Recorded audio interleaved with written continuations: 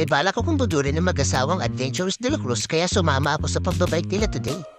At ayan na nga, dumating na si Ma'am Chris at si Sir Mark. So hindi na rin kami nalaksaya ng oras agad kaming diniretso sa Clark.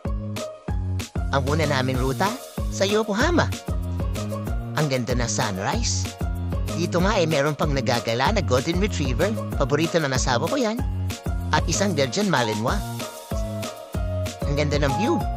Dumiretso kami sa Orange Bridge, sa Pader, at dito sa D Heights Golf and Country Club. Tuwan-tuwa sila, hindi nila alam na 4 na bundok ang dadaanan namin. Meron pang isa na 17 region. Pero kinaya namin, syempre.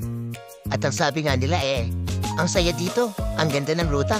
Ang sabi naman ni Ma'am Kreng, oo nga. Ayan, so quick video and picture para may remembrance. Ang ganda Siyempre, hindi mawawala ang VidCap bago kami umuwi. Ang baho, Kreng.